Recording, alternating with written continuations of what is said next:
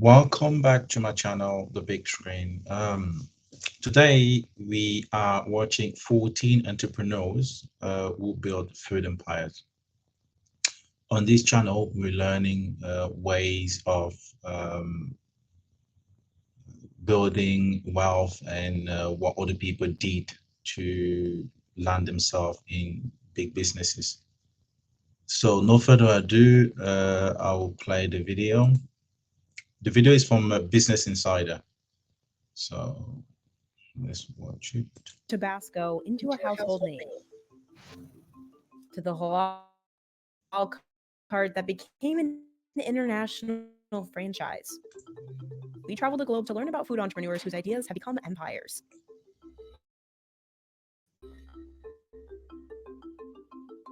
Our first stop is New Jersey, where Pat LaFrieda transformed his father's butcher shop into the source of meat for America's best restaurants.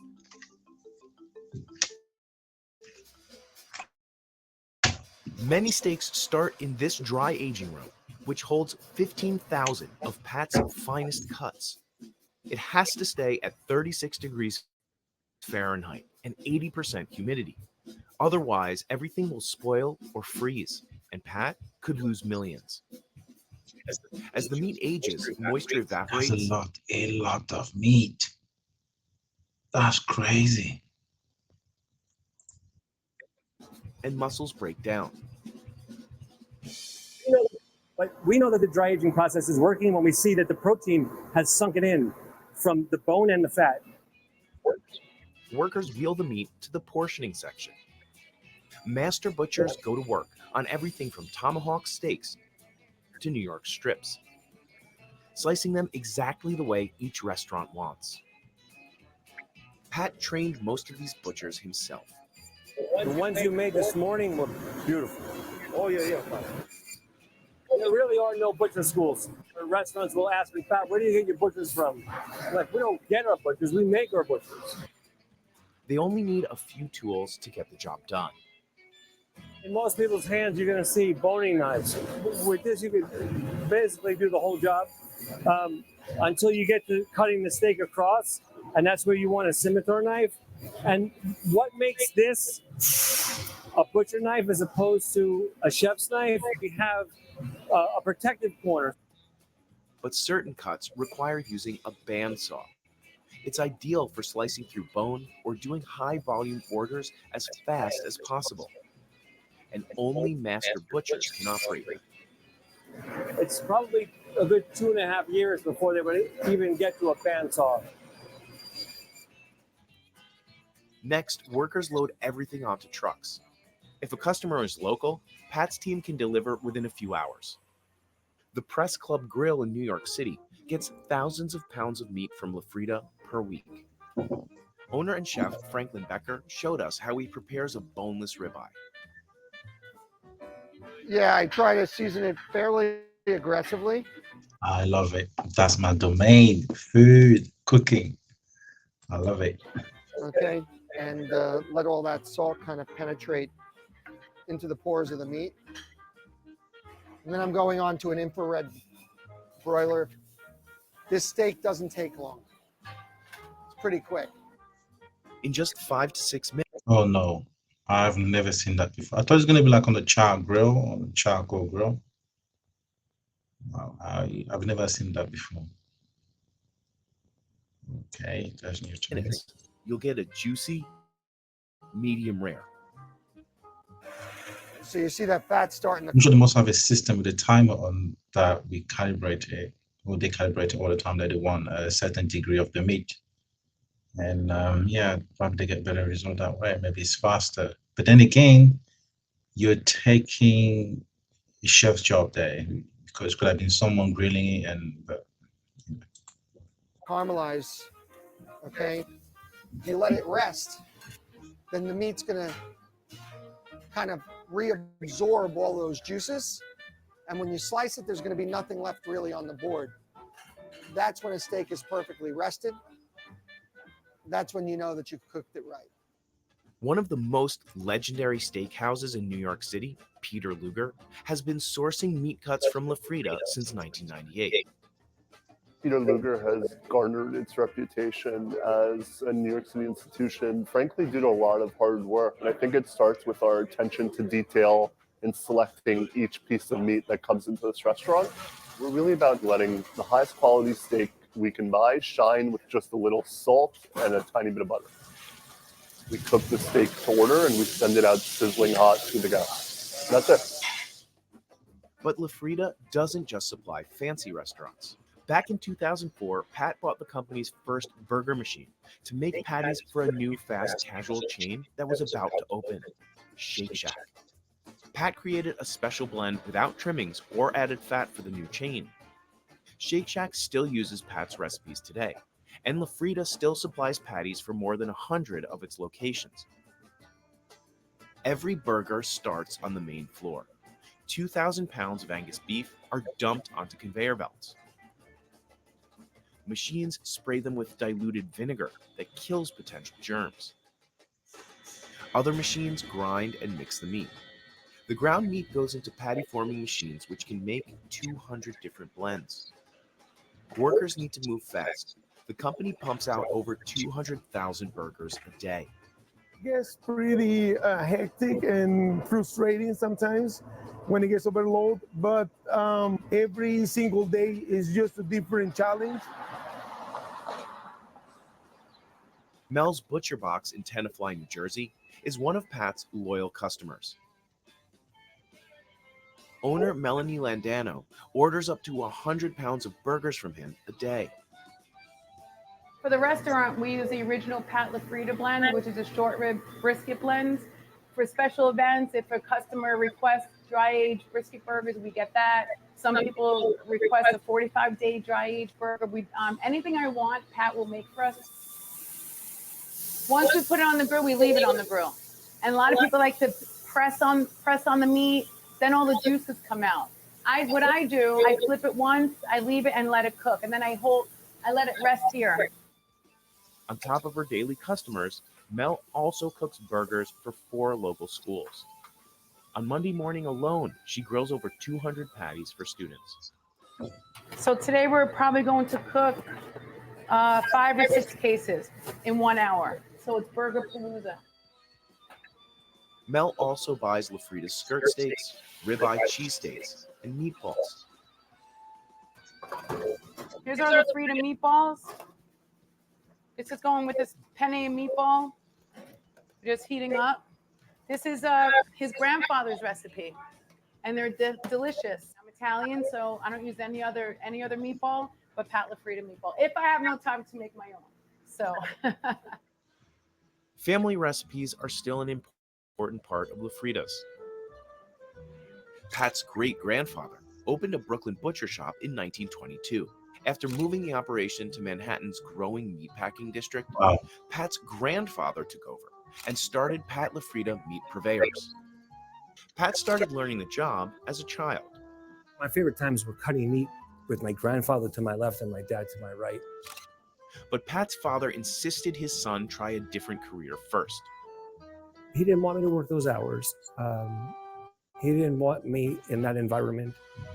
Pat spent 9 months working as a stockbroker, but then ditched that job to join the family business. A decade later, Pat would be named CEO.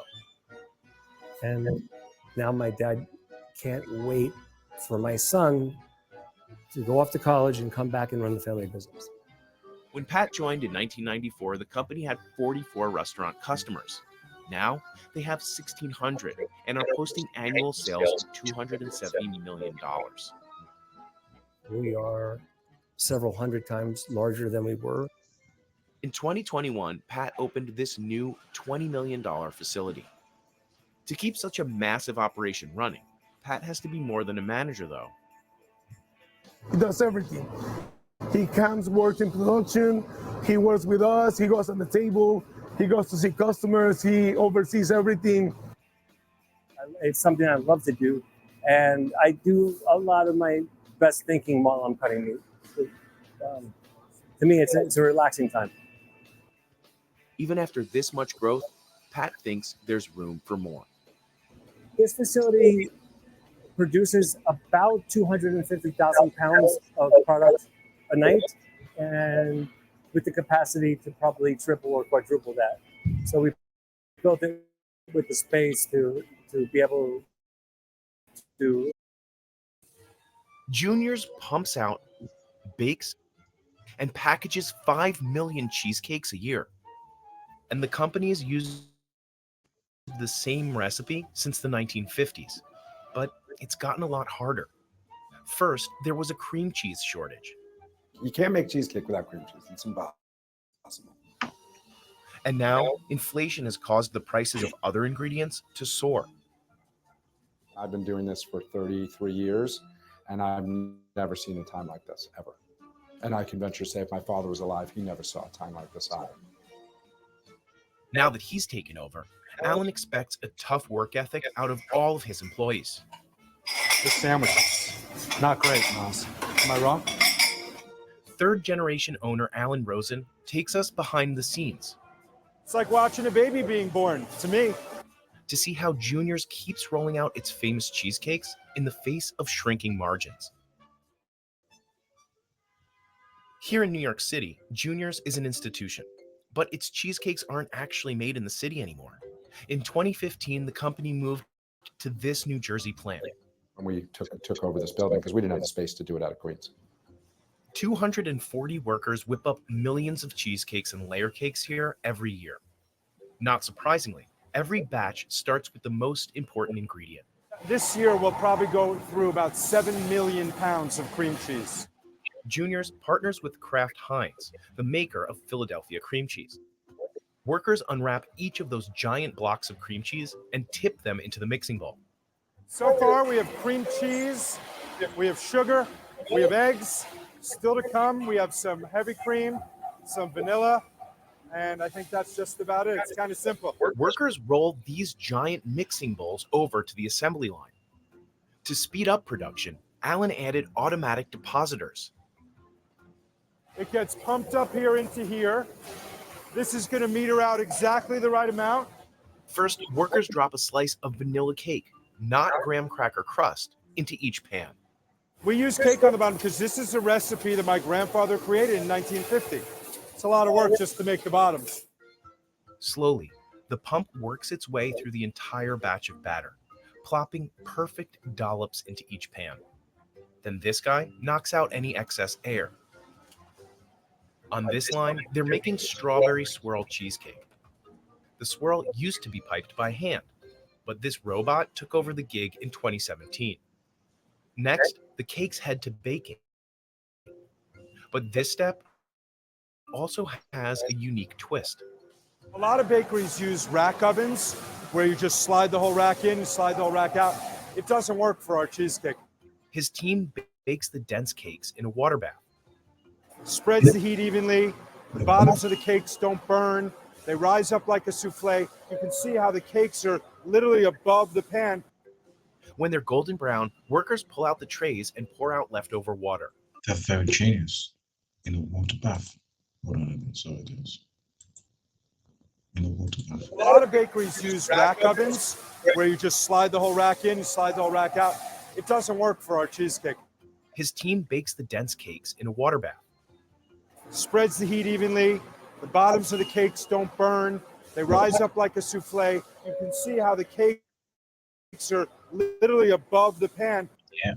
When they're golden brown, workers pull out the trays and pour out leftover water. Then they test the internal temperature. They take temperatures for food safety, but I can see with my eyes. After they've rested, the cakes aren't jiggly anymore. We don't do jiggly, we do juniors. Using this repurposed pizza oven, bakers can heat the pans just enough to release the settled cakes. After the cheesecakes get depanned, we bring them into our blast freezer. Alan keeps it at a balmy 0 degrees inside. But it's not just plain or swirl cheesecakes in this freezer. The company whips up dozens of different flavors of cheesecakes, layer cakes, and desserts. The chocolate mousse cheesecake is hit with a heaping pile of mousse, doused in a waterfall of chocolate and covered in mini chocolate chips. There's also the pumpkin layer cake cheesecake. Robots and bakers work together to ice it. Leftover cake tops are ground up to make the crumb that goes around the edges.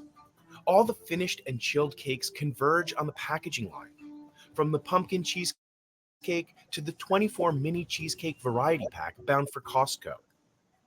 Workers place each cake in a box, slap on a label, and put it in an even bigger box. That all heads to the freezer a second time. This will all be gone within 30 days. Right now it's enough space, but I could see maybe next year us needing even more space. This is going around the whole country. Most of the 6-inch cheesecakes end up in one of the 12,000 supermarkets supplied by Juniors. Wegmans to Kroger, Publix, Stop and Shop, ShopRite. Alan's grandfather, Harry Rosen, opened up the first Juniors location on Election Day in 1950. He said, if we're going to be a great restaurant in New York, we have to have great cheesecake. Some people venture to guess that my grandfather named it after his two sons, Walter and Marvin, my father, my uncle, but Jews don't really do the junior thing, so that's a little out the window. Over the next few decades, Junior's popularity soared. It wasn't long before celebrities and politicians were digging into these iconic slices. We started a mail order business late 80s, before food by mail was a thing, and people were calling from Florida and California. Then in 1995, we met QVC. They were doing a search for America's best products state by state. We went on and I think we sold 2,400 cheesecakes in like 6 or 7 minutes. Today, Junior's has 4 restaurants in the New York area, a quick service at LaGuardia Airport, a direct-to-consumer business, and a booming retail presence. Oh, we're definitely the biggest cheesecake company in New York. So the top seller in our restaurants is either strawberry cheesecake or New York style cheesecake. Visitors from all over the world stop in for a slice. Yeah, my name is Marvin. I'm from Germany. Brownie explosion cheesecake. I think it's like a full meal. But keeping up with all this demand for cheesecake hasn't been easy, even for a giant like Junior's. I sort of joked with my mom that thankfully my dad was deceased before COVID, because COVID would have killed him, not the disease, but the fact that his restaurants, his babies, were not doing what they were supposed to do for, in some cases, 14 or 19 months. At the time, the company's direct-to-consumer sales actually doubled, but then came the great cream cheese shortage of 2021. Last year, we started to, we heard about it, and then all of a sudden, Jason calls me and says, there's no cream cheese. I'm like, what do you mean there's no cream cheese? You can't make cheesecake without cream cheese. A cyber attack hit a cream cheese factory in Wisconsin. It wasn't Philadelphia's facility, but Kraft faced spiking demand and supply chain issues of its own. The company struggled to get a hold of starch thickeners and packaging materials. Without any cream cheese, Alan had to shut down the factory, and the team missed a couple of big orders. And a couple of orders for us are trailers full, about 70,000 pounds. So it's a big deal. I was sweating it out pretty good. By early 2022, Kraft had restored cream cheese supplies to Juniors. So we are one of the biggest users of cream cheese in the country. Just in time for inflation to hit. Every ingredient is up right now, from eggs to sugar, heavy cream, but cream cheese is definitely the highest priced ingredient that we use right now.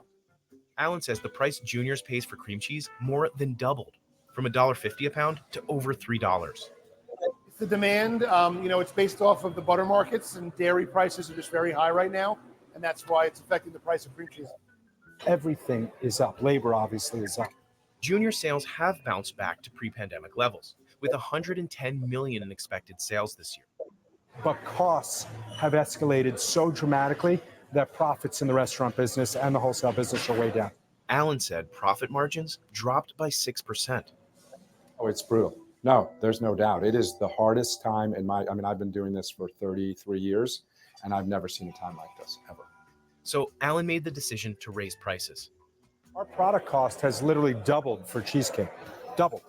We can't double our prices. That's impossible. But Alan says higher retail prices haven't stopped customers.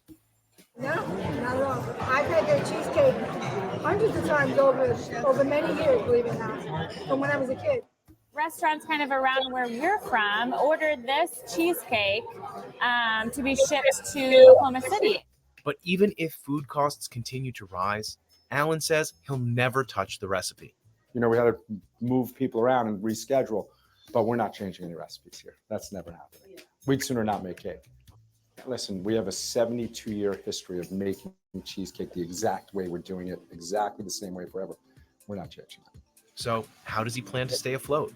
One, with those robots, and then with new products, from cheesecake shakes to updated cake flavors, like this strawberry Christmas cheesecake.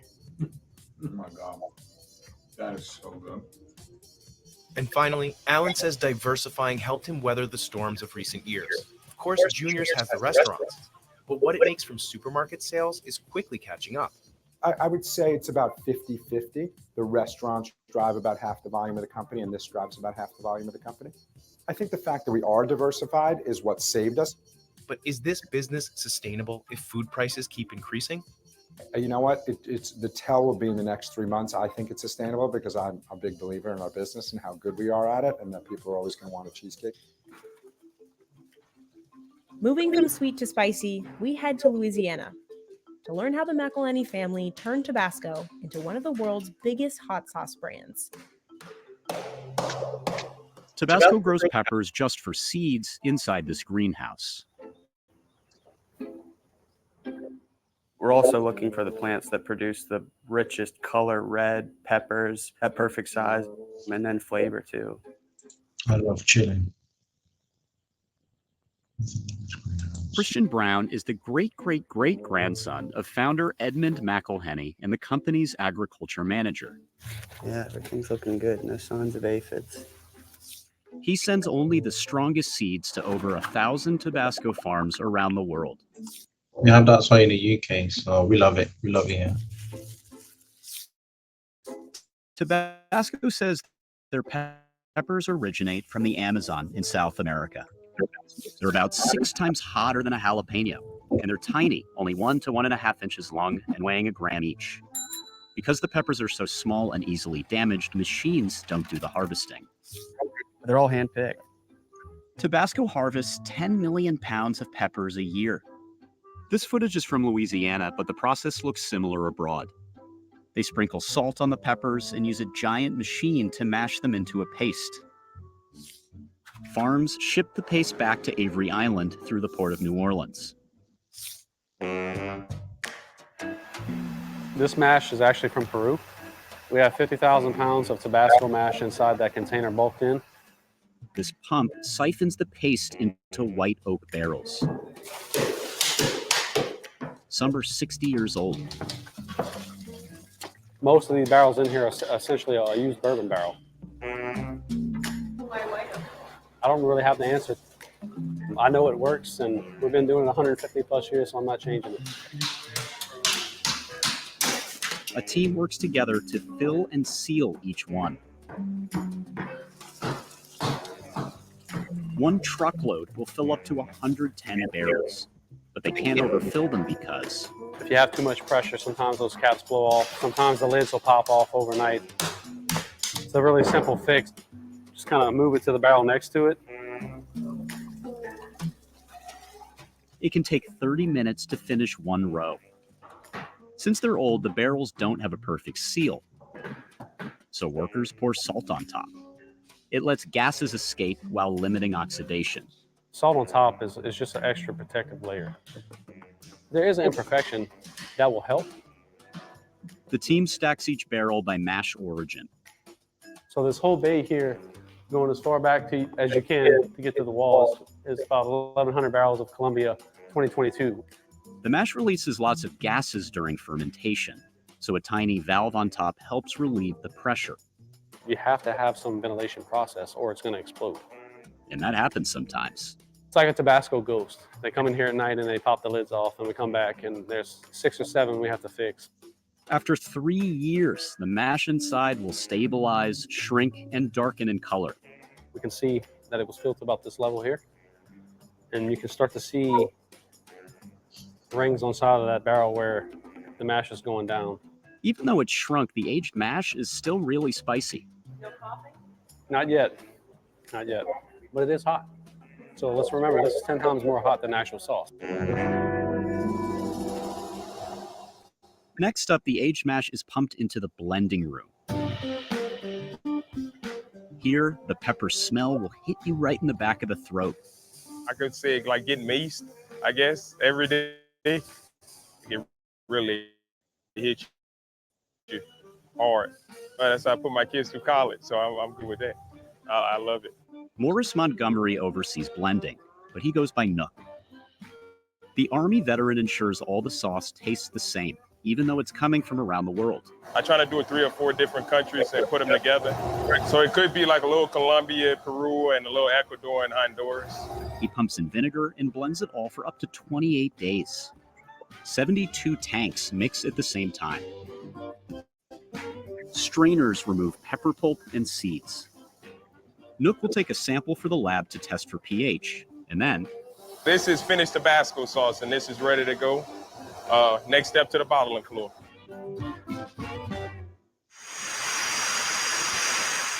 That's where John Simmons comes in. And I'm also a member of the 6th generation of the McElhenney family to make Tabasco sauce. John's factory fills up to 700,000 bottles every day, from minis to the iconic 5-ounce one. It also pumps out 9 different flavors, from original red to habanero.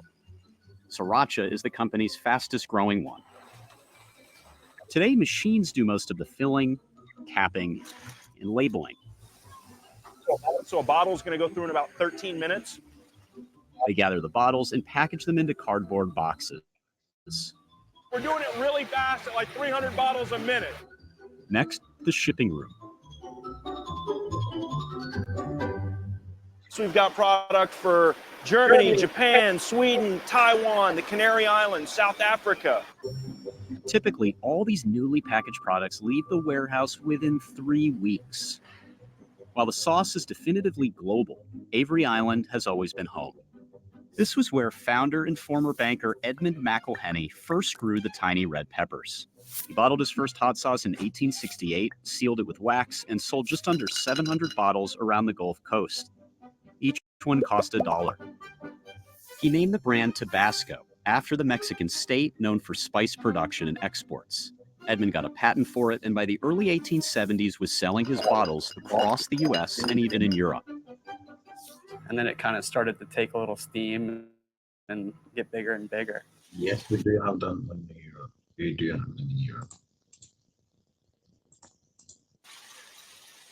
In one 24-hour period, we're going to double and then some more of what Edmund did in his entire life. Edmund lived on Avery Island, which is a natural salt dome rising 163 feet above sea level. As the highest point along the U.S. Gulf Coast, it's been a respite from raging hurricanes for the McElhenney descendants that still call the island home, but it's now at risk.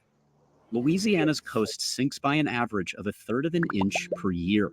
On average, between 1985 and 2010, the state lost roughly a football field of wetlands every hour. When land sinks, it's more vulnerable to storm damage. It changes drastic from storm to storm, depending where it makes landfall at. You can see the marsh deteriorate. Heath Romero is Avery Island's land manager. He said when Hurricane Rita hit in 2005, it turned this island into a lake, and parts of the marsh were destroyed.